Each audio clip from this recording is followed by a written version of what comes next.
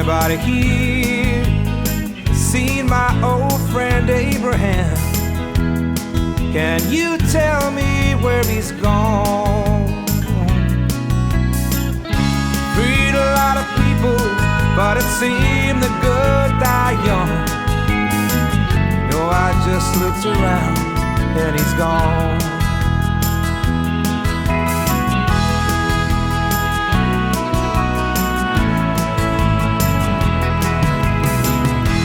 Anybody here seen my old friend John?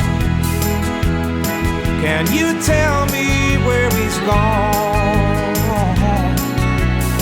He freed a lot of people, but it seemed the good they die young. I just looked around and he's gone.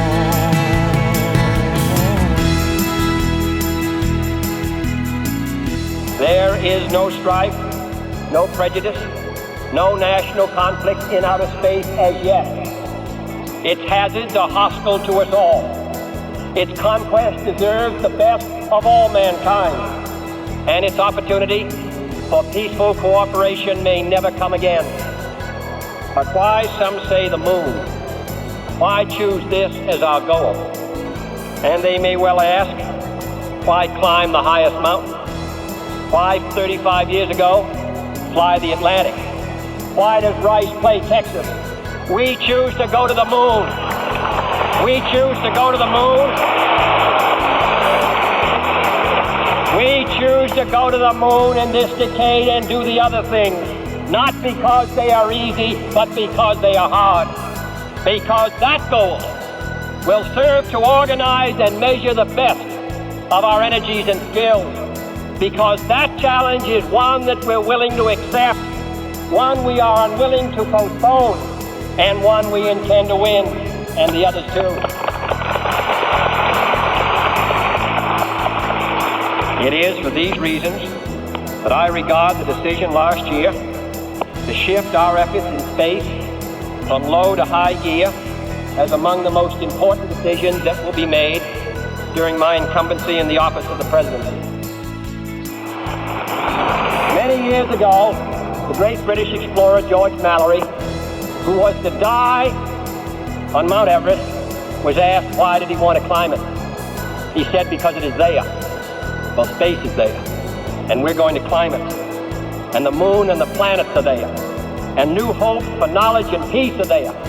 And therefore, as we set sail, we ask God's blessing on the most hazardous and dangerous and greatest adventure on which man has ever embarked. Thank you.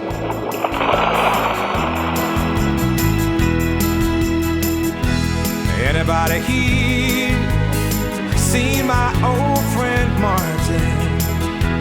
Can you tell me where he's gone?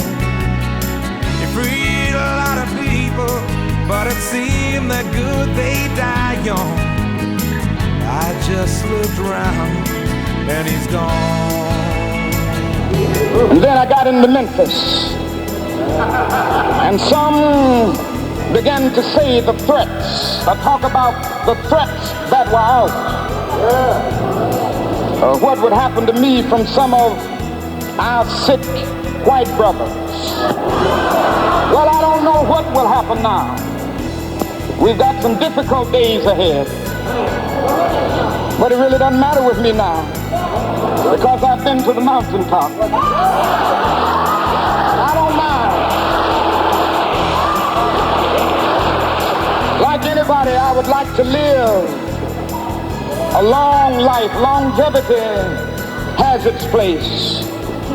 But I'm not concerned about that now. I just want to do God's will. And He's allowed me to go up to the mountain. And I've looked over and I've seen the promised land. I may not get there with you, but I want you to know tonight that we as a people will get to the promised land.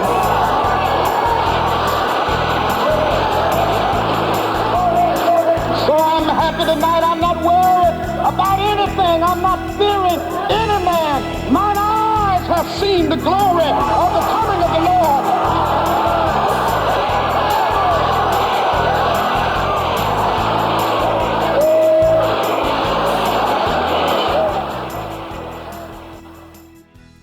I'm only going to talk to you just for a minute or so this evening because I have some very sad news for all of you. Could you lower those signs, please?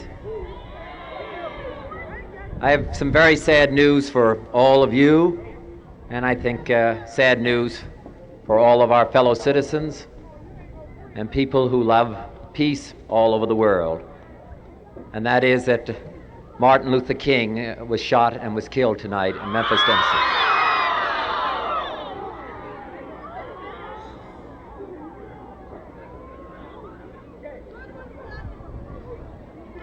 Martin Luther King dedicated his life to love and to justice between fellow human beings. He died in the cause of that effort. My favorite poem, my favorite poet was Aeschylus. He once wrote,